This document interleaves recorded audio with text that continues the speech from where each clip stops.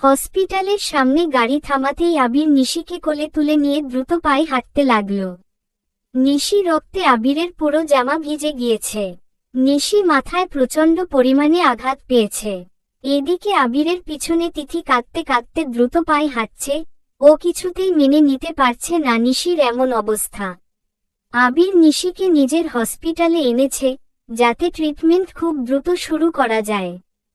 আবির হসপিটালে ঢুকেই নার্সকে আর্জেন্ট ওটি রেডি করতে বলল। তারপর নিশিকে স্ট্রেচারে শুয়ে দিল, আর নিজেও খুব দ্রুত পোশাক চেঞ্জ করে নিল। কারণ নিশির অপারেশন আবির নিজের হাতে করবে, ও কোন রিস্ক নিতে চায় না। এই মুহূর্তে নার্সরা নিশিকে ওটিতে নিয়ে গিয়েছে। আবির যেই ওটি ঢুকবে, তখনই তিথি আবিরের হাতটা ধরে ফেলল। তারপর আবিরের দিকে অসহায় নজরে তাকিয়ে কাঁপা কাঁপা গলায় বলে উঠল, প্লিজ ভাইয়া, নিশিকে তুই বাঁচিয়ে দে, প্লিজ ভাইয়া।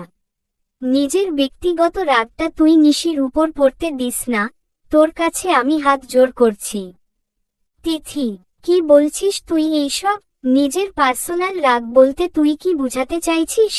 আর তাছাড়া সবার আগে আমি একজন ডাক্তার, সুতরাং পেশেন্ট শত্রু কিংবা বন্ধু যেই হোক না কেন, সবার আগে তাকে বাঁচানোর আমার কর্তব্য।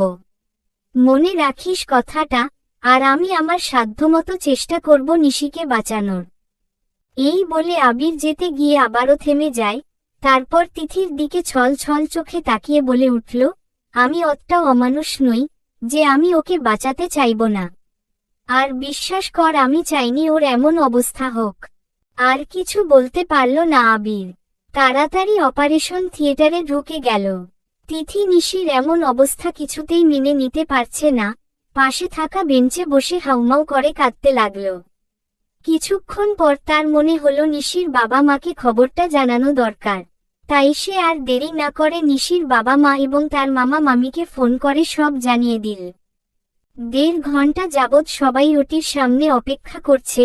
তিথি খবর দেওয়ার 1 ঘন্টার মধ্যেই নিশির বাবা মা এবং তিথির মামা মামি হসপিটালে চলে আসে। নিশির মার অবস্থা খুবই শোচনীয়। বারবার নিজের জ্ঞান হারিয়ে ফেলেছে। তিথির মামি নিশির মার পাশে বসে আছে। নিশির মাকে সেলাইন দিয়ে অন্য একটা ওয়ার্ডে রাখা হয়েছে। এদিকে তিথির অবস্থাও ভীষণ খারাপ, কাঁদতে কাঁদতে বেচারি হেঁচকি তুলে ফেলেছে। তখনই ওটির উপরে থাকা লাল লাইটটা নিভে গেল, আর ওটির দরজা খুলে আবির বেরিয়ে এলো। আবিরকে বের হতে দেখে সবাই উঠে দাঁড়ালো। তিথি তো দৌড়ে গিয়ে আবিরের হাত ধরে জিজ্ঞাসা করতে লাগলো। কোনোমতে নিজের কান্না চেপে রেখেছে সে। ভাইয়া, ভাইয়া নিশি কেমন আছে রে? ও ঠিক আছে তো? ও সুস্থ হয়ে যাবে তো? আবির কিছু বলছে না, চুপ করে দাঁড়িয়ে আছে। আবিরকে চুপ করে থাকতে দেখে নিশির বাবা এগিয়ে এসে আবিরকে জিজ্ঞেস করল, বাবা আবির, আমার মেয়েটা ঠিক আছে তো? ওর কিছু হয়নি তো? ভাইয়ারে কিছু তো বল, তুই চুপ করে আছিস কেন এমন? এই বলে আবিরের হাত ধরে তিথি আবিরকে ঝাঁকাতে লাগলো। কিছুক্ষণ চুপ থেকে আবির বলল, অপারেশন সাকসেসফুল। তবে 24 ঘন্টার মধ্যে যদি জ্ঞান না ফেরে, তাহলে C will go into a কমা। কথাটা শোনামাত্র নিশির বাবা শব্দ করে কেঁদে উঠলেন। তিথি আবিরের দিকে তাকিয়ে বলে উঠল, কি সব যাতা বলছিস ভাইয়া? তুই তো এক্ষুনি বললি অপারেশন সাকসেসফুল। তাহলে এই সব? আসলে প্রচুর পরিমাণে ব্লাড বেরিয়ে গিয়েছে নিশির মাথা থেকে, আর শরীরের অনেক জায়গায় খুব ডিপ ইনজুরিও হয়েছে। খুব জোরে অ্যাক্সিডেন্ট হওয়ার জন্য বাঁ পায়ের এঙ্কেল আর ডান হাতে ফিমার, এই দুটো হাড় ভেঙে গিয়েছে। ক্ষতগুলো খুব গভীর হয়েছে। 24 ঘন্টা না গেলে কিছুই বলা সম্ভব না। আমি অত কিছু জানতে চাইছি না তোর কাছ থেকে। আমি শুধু চাই তুই নিশিকে সুস্থ করে তোলো, সেটা যেভাবেই হোক। বুঝতে পেরেছিস তুই? তিথি, শান্ত হ তুই। আমি আমার সর্বোচ্চ চেষ্টা করছি। বাবা, একমাত্র তুমিই ভরসা। আমার মেয়েটাকে তুমি সুস্থ করে তুলো বাবা। আমি তোমার কাছে হাত জোড় করছি। এ কি করছেন আঙ্কেল? আমি আমার যথাসাধ্য চেষ্টা করছি এবং করব। প্লিজ আপনি এমন করবেন না।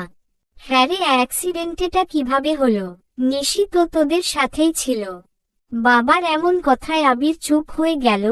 কিছুই বলতে পারল না, মাথা নিচু করে রইল। আবিরকে চুপ করে থাকতে দেখে তিথি আবিরের দিকে তাকিয়ে বলতে লাগল, আসলে মামা, আমার নিশি খুব সরল মনের মানুষ কিনা, তাই জিনিস চিনতে ভুল করে ফেলেছিল। বোকাটা ফুল ভেবে কাটা তুলতে গিয়েছিল। তিথির এমন কথায় আবির অপরাধীর ন্যায় দৃষ্টিতে তিথির দিকে তাকালো।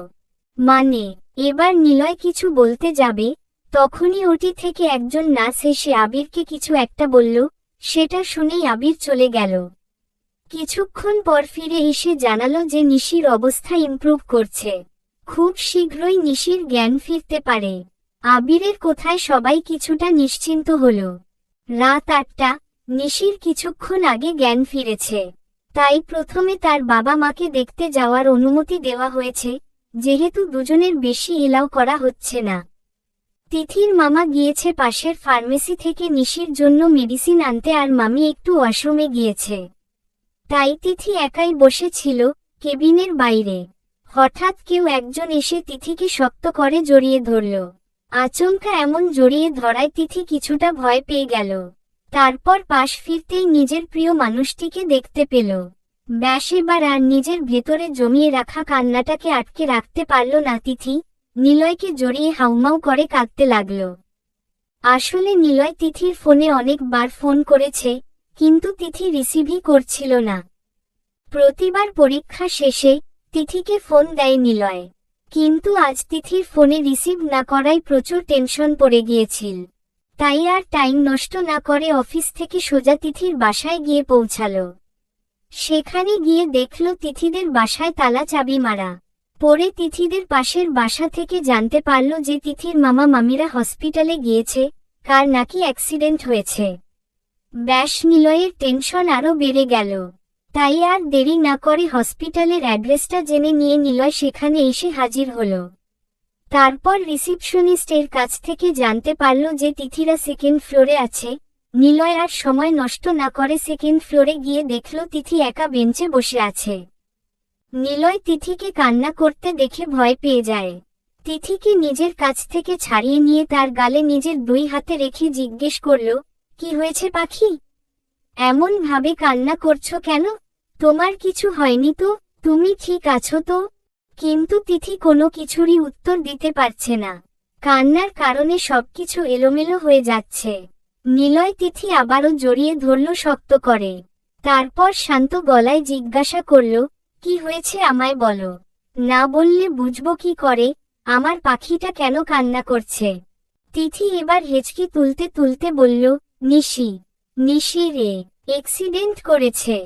নিলয় কিছুটা অবাক হয়ে জিজ্ঞাসা করল, ওই দিন তোমার সাথে যে মেয়েটা এসেছিল সেই মেয়েটা? হুম। ও মাই গড, কিন্তু কিভাবে?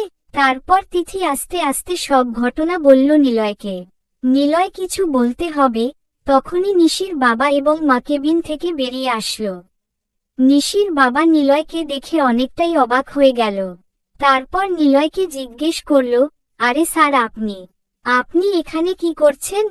নিলয় কি বলবে ভেবে পাচ্ছিল না, তাই কিছুক্ষণ ভেবে বলে উঠল, আসলে আপনি তাড়াহুড়ো করে অফিস থেকে চলে আসায় আমি খোঁজ নিয়ে জানতে পারি আপনার মেয়ের অ্যাক্সিডেন্ট হয়েছে। তাই এখানে আপনার মেয়েকে দেখতে এলাম। কেমন আছে এখন? জি স্যার, ভালো আছে, তবে ক্ষতগুলো খুব গভীরে। আসলে নিশির বাবা নিলয়ের অফিসের ম্যানেজার।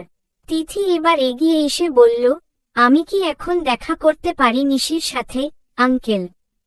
হ্যাঁ, যাও, তুমি গিয়ে দেখে এসো। তিথি যেতে নিলেই নিলয় নিশির বাবার দিকে তাকিয়ে বলল, মিস্টার তাওহিদ, আমারও একবার আপনার মেয়ের সাথে দেখা করা উচিত।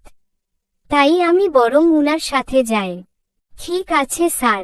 তিথি কেবিনে ঢুকেই দেখল নিশি শুয়ে আছে বেডে। হাতে পায়ে মাথায় ব্যান্ডেজ করা, নাকে পাইপ ঢোকানো। নিশিকে এমন অবস্থায় কোন দিন দেখবে তিথি ভাবতেই পারেনি। নিশির এমন অবস্থা দেখে তিথি আবারও কেঁদে ফেলল। নিলয় তিথিকে ধরে নিশির সামনে থাকা চেয়ারে বসালো। নিশি তিথির দিকে তাকিয়ে একটু হাসার চেষ্টা করল। তিথি নিশির হাত ধরে কান্না মিশ্রিত গলায় জিজ্ঞাসা করল, কেমন আছিস এখন? ব্যথা করছে খুব, তাই না? নিশি কিছু একটা বলতে চাইছে, তাই তিথি নিশির কাছে নিজের কান নিয়ে গেল। নিশি আস্তে আস্তে বলল, ভালো আছি এখন। কাঁদিস না আর। তোদের প্রচুর কষ্ট দিয়ে ফেললাম না রে, বেকার আমার জন্য তোদের নিজেদের সময় নষ্ট করতে হলো। তিথি এবার রেগে গিয়ে নিশিকে বলল, হ্যাঁ প্রচুর কষ্ট পেয়েছি আমরা। কি করে পারলি এমন কাজ করতে? অত ছুটতে তোকে কে বলেছিল? তাও আবার যার জন্য তোর এমন অবস্থা সে তো দিব্যি ভালো আছে। তিথি আবিরকে উদ্দেশ্য করেই কথাগুলো বলেছে। তিথির এমন কথা শুনে আবিরের নিজের মনে অপরাধ বোধ কাজ করতে লাগল। আবির কেবিনের মধ্যেই ছিল এতক্ষণ। যেখান থেকে নিশির জ্ঞান ফিরেছে তখন থেকেই নিশির পাশে ছিল আবির। নিলয়কে দেখে কিছুটা অবাক হয়েছিল প্রথমে, তারপরে ভাবল যেহেতু নিশির বাবা তাদের অফিসে কাজ করে তাই হয়তো নিশিকে দেখতে এসেছে। চুপ কর প্লিজ, এমন কথা বলিস না। কেন বলবো না? আরে যার জন্যে তোর আজ এই অবস্থা, সে তো কোনোকালেই তোর যোগ্য ছিল না। তিথি প্লিজ, কান্নাজৃত গলায় বলে উঠে নিশি। এবার তিথি চুপ করে গেল। হঠাৎ নিশির নিলয়ের দিকে নজর গেল। নিলয়ের দিকে তাকিয়ে নিশি হাসার চেষ্টা করল। নিলয় মুচকি হেসে নিশির মাথায় হাত বুলিয়ে দিল। তারপর নিশিকে জিজ্ঞাসা করল, ভালো আছো? জি ভাইয়া, ভেরি গুড, এখন রেস্টে থাকো ওকে। নিশি মাথা নাড়াল। আরও কিছুক্ষণ কথা বলার পর নিলয় চলে গেল। রাতে তিথির মামা মামি আর নিশির মা বাবা যে যার বাসায় চলে গেল। নিশির বাবা মা যেতেই চাইছিল না, আবির অনেক কষ্টে তাদেরকে বাসায় পাঠিয়েছে। কিন্তু প্রবলেম হচ্ছে তিথিকে নিয়ে, তাকে কিছুতেই বাসায় পাঠানো যাচ্ছে না। তাই একমাত্র তিথি আর আবির হসপিটালে থেকে গেল নিশির কাছে। রাতে তিথি নিশির কেবিনের পাশে থাকা সোফায় উপর শুয়ে আছে আর আবির নিশির বেডের পাশে একটা চেয়ার নিয়ে বসে বসে ম্যাগাজিন পড়ছিল। হঠাৎ নিশি একটু নড়াচড়া করে উঠল, তারপর, চলবে।